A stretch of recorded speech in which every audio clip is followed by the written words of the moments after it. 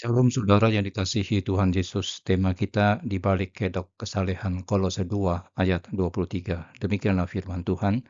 Peraturan-peraturan ini walaupun nampaknya penuh hikmat dengan ibadah buatan sendiri, seperti merendahkan diri, menyiksa diri, tidak ada gunanya selain untuk memuaskan hidup duniawi.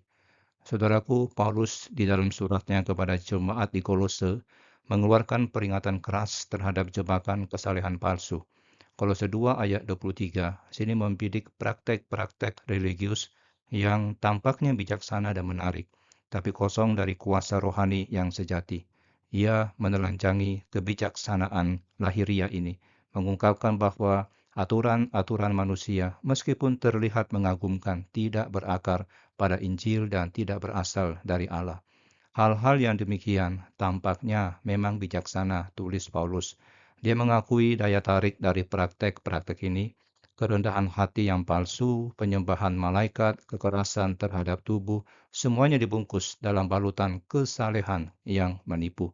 Orang-orang yang menjalankan praktek-praktek ini mungkin terlihat sangat rohani, tapi Paulus mengungkapkan motivasi yang tersembunyi, yaitu kesombongan rohani dan upaya untuk meninggikan diri. Paulus secara khusus dia menyoroti kekerasan terhadap tubuh sebagai salah satu bentuk kesalehan yang palsu. Praktek asketis yang ekstrim seperti puasa yang berlebihan atau penyangkalan diri yang berlebihan dilakukan dengan dalih pengendalian diri dan pengabdian kepada Allah. Tetapi Paulus menegaskan bahwa tindakan-tindakan ini tidak efektif di dalam melawan keinginan daging. Justru mereka sering menjadi sarana untuk memuaskan ego dan mencari pengakuan dari orang lain. Saudara, dengan demikian, apa yang dikatakan sebagai kerendahan hati yang palsu juga di sini disinggung oleh Paulus. Tindakan-tindakan yang tampaknya rendah hati seringkali menyembunyikan kesombongan rohani. Fokusnya bergeser dari Allah kepada diri sendiri, mencari pujian atas kerendahan hati yang dipamerkan. Penyembahan malaikat, praktek lain yang dikritik Paulus, mengalihkan perhatian dari Kristus, satu-satunya perantara antara Allah dan manusia. Paulus menyimpulkan kritiknya ini dengan pernyataan yang tajam. Dia berkata, semua praktek ini tidak ada gunanya sama sekali untuk mengendalikan keinginan daging. Aturan-aturan manusia, seindah apapun penampilannya, tidak memiliki kuasa untuk mengubah hati atau memberikan kemenangan atas dosa. Hanya Kristus dan karya Roh Kudus yang mampu melaksanakan transformasi sejati.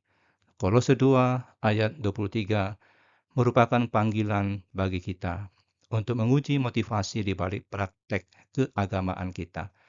Apakah kita termotivasi oleh keinginan untuk menyenangkan Allah atau mencari pengakuan dari manusia?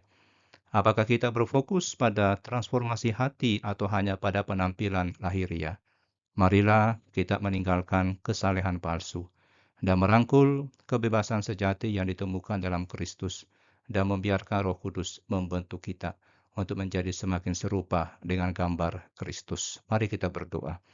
Ya Tuhan, singkapkan tipu daya kesalehan palsu dalam hidup kami. Bebaskan kami dari keinginan untuk menyenangkan manusia dan ajar kami untuk mencari perkenan-Mu sendiri. Ubahlah hati kami dari dalam keluar oleh kuasa Roh Kudus, sehingga kami hidup dalam kebenaran dan kebebasan yang Engkau berikan melalui Kristus. Di dalam nama Tuhan Yesus kami berdoa. Amin.